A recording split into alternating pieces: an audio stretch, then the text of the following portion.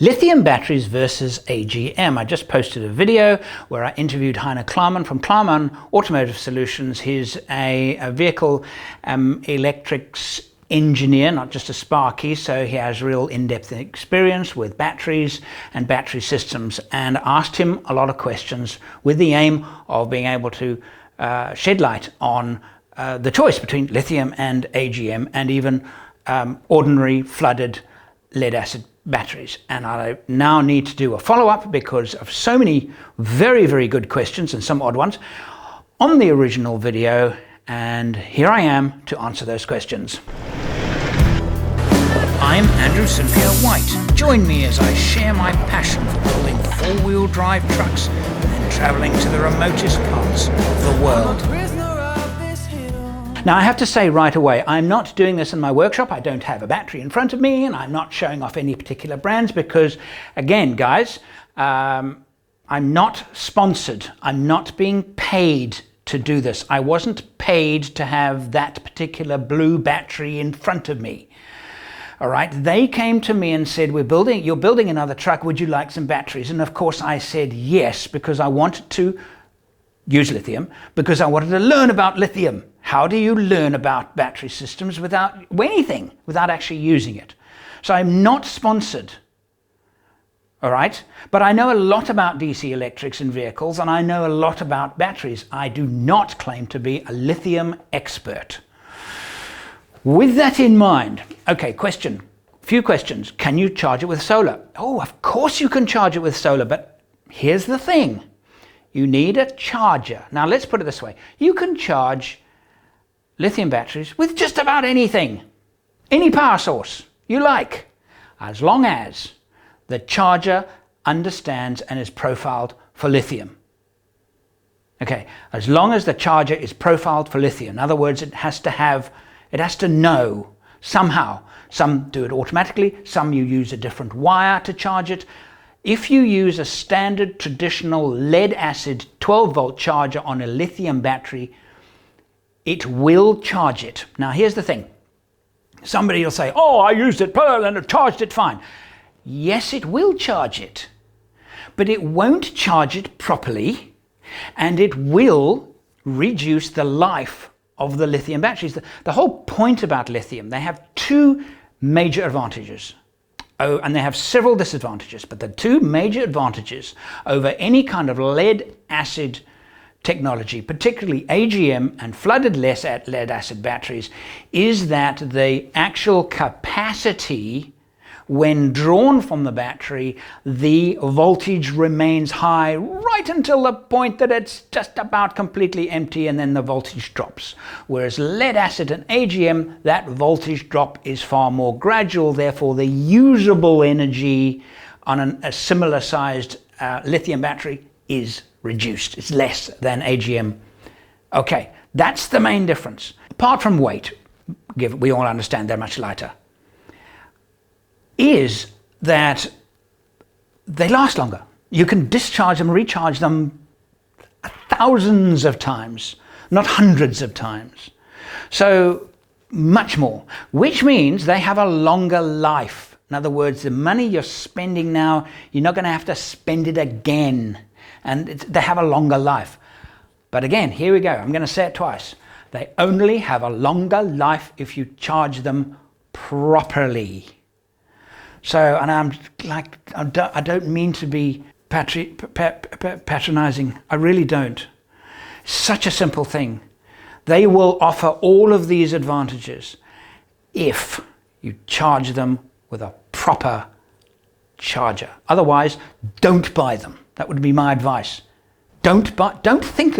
My advice would be, if you're not going to invest the money in the charger as well to get them properly charged, you're wasting your money, because you're not getting the longer life. You will get some of the increased current capacity, in other words, its ability to deliver its current at a higher voltage. You'll get some of that. And you will of course, get the weight advantage. So think about that. So when working out what's cheaper, AGM, when you're swapping AGM or lithium, what's cheaper? Well, you actually do have to factor in the price of a charger.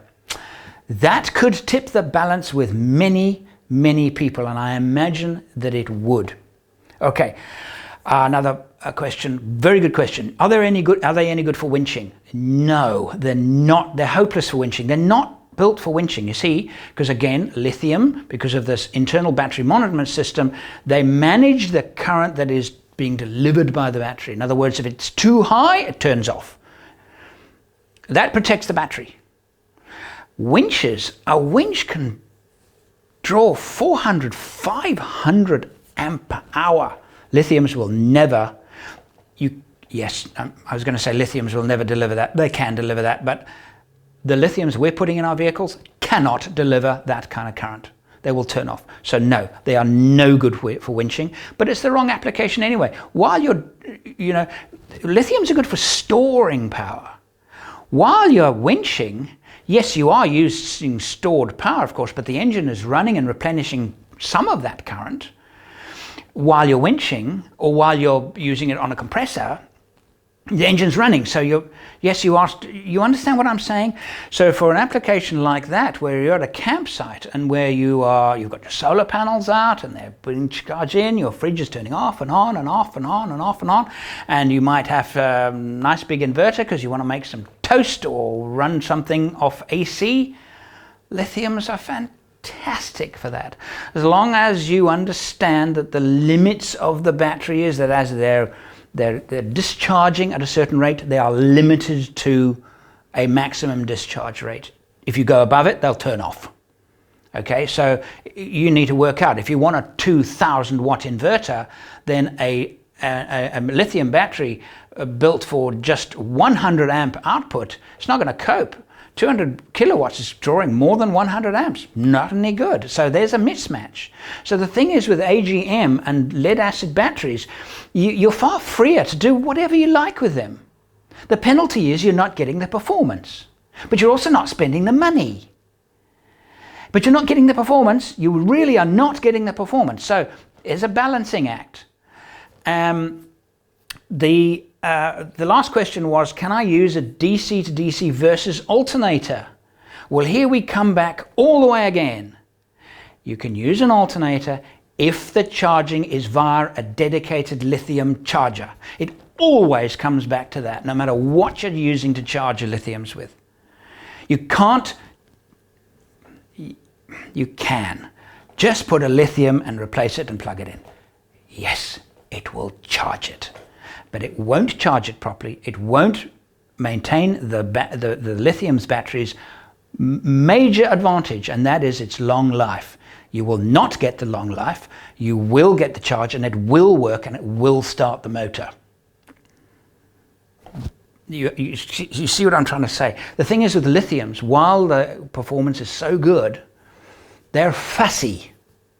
So you've got to deal with the fussiness. And once you've dealt with the fussiness, if you get the installation right, some guy said, oh, I had it in some camper and he went back to AGM. Guys, you went back to AGM because you didn't understand the limitations of lithium. You just popped them in and hoped they would work.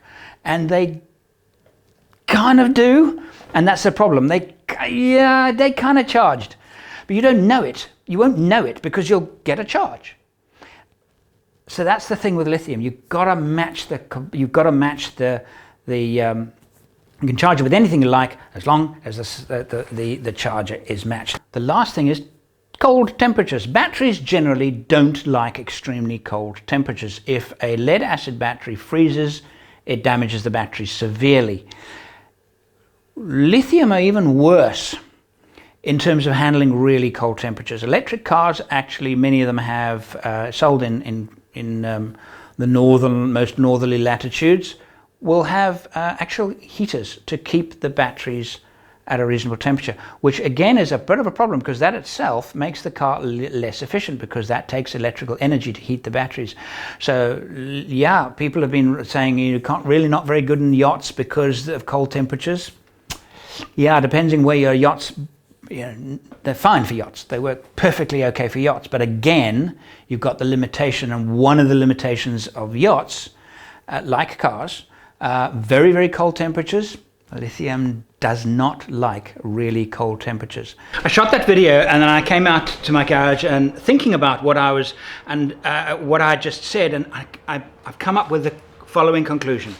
If you are still undecided, then this is what I recommend.